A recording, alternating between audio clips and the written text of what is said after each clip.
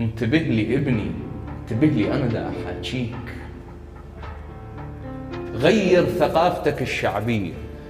راح تقول لي ليش تطلب مني أنا أغير ثقافتي الشعبية؟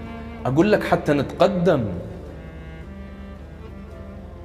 أنت دائما دا تقول إحنا مدى نتقدم بسبب فلان، بسبب علان، ما أدري منه، يعني أسباب متعددة تسطرها.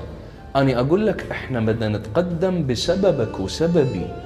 أنا أقول لك إحنا مدى نتقدم بسببك وسببي.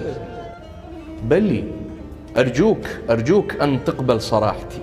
إحنا مدى نتقدم لأن مدى نقبل نغير ثقافتنا الشعبية. ثقافتنا الشعبية تخلينا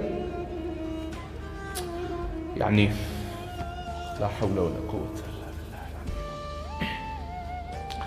ثقافتنا الشعبية ثقافة مال القرن السادس الميلادي. ثقافتنا الشعبية ثقافة مال القرن السادس الميلادي.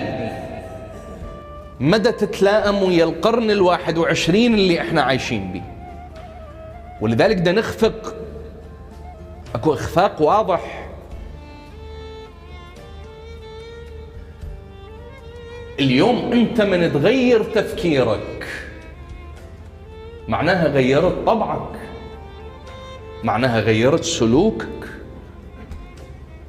رجل يدخل لعلي بن أبي طالب عليه السلام يقول له يا أمير المؤمنين أشكو إليك نفسي. قال ويحك أتفكر بالله؟ قال لا. قال اذهب ففكر بالله فإن التفكير بالله يعصمك. غير أفكارك، امشي، لا تقعد تتحجج لي نفسي ما نفسي. هذا كلام علي بن أبي طالب. علي بن أبي طالب الرجل اللي عاش في زمن مع الأسف ما عرفوا قدر العلمي، ما عرفوا قدر الفكري، ما عرفوا مع من يتعاملون، شنو حجم ووزن هذه الشخصية.